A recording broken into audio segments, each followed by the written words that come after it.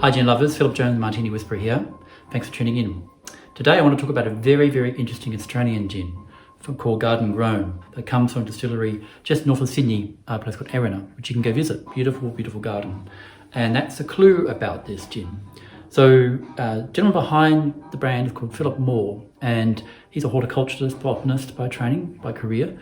And fun fact, my first ever Australian gin I ever had many, many moons ago, long before the current craze, was his Moore's vintage dry gin.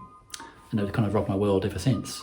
So he's a very important person to know about the Australian craft gin industry because he has a very unique take on exploring botanicals through distilling. And so each of these releases are a very beautiful expression of botanicals and all sorts from his garden. So in this case, you're talking about Maria and rose, chamomile, sage, orris root, angelica, and of course some juniper. And the net result is, here's a beautiful bottle here, this beautiful green bottle, is something very, very distinct. So it's on the nose, it's very herbaceous, but a little bit sweet, almost like a little honeysuckle kind of notes, and on the palate, musky and peppery, quite rich on the palate, very kind of viscous and oily, very pleasant, and it lingers and lingers and lingers and lingers. So this is a very, very distinctive gin.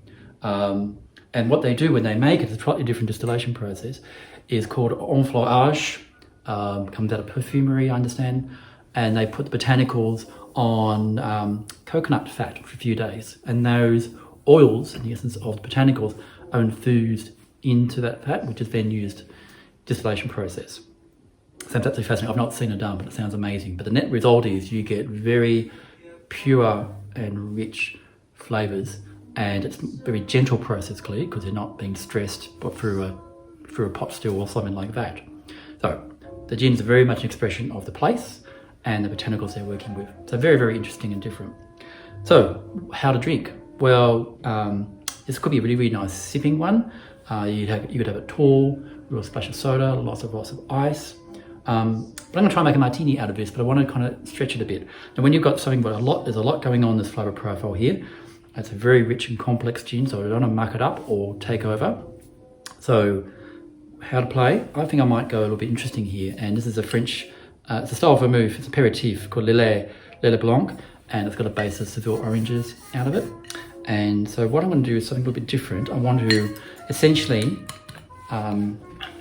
just rinse my ice with this because I want to tease out, I want to complement, so probably about 10 mils or so of the Lillet in. I'm just going to stir that around over my ice, just to coat it basically.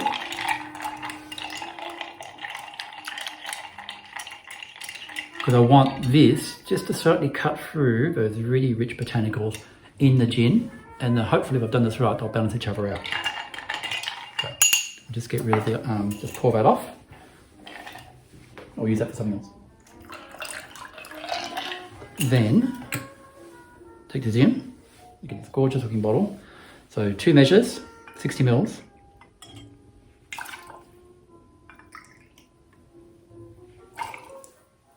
So, quick little stir down, make it nice and cold. Isn't this just a gorgeous bottle though? Unique, fantastic.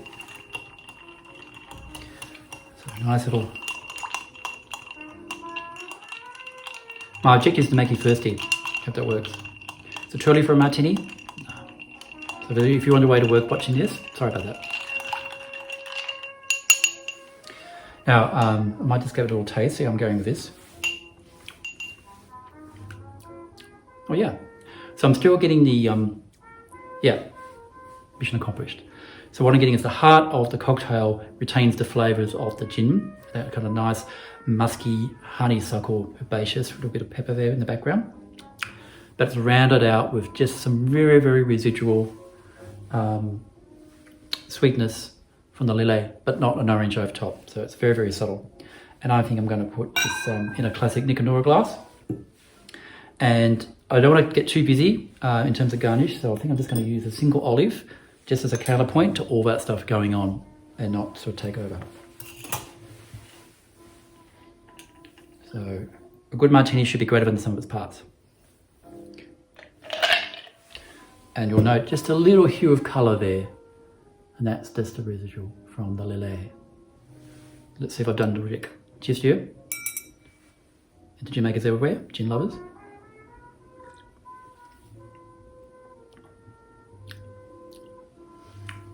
Not too shabby. So you have to try for yourself. A little touch of Lillet Blanc, the garden grown gin, very light, chill it down, single olive garnish. You're welcome. Stay well.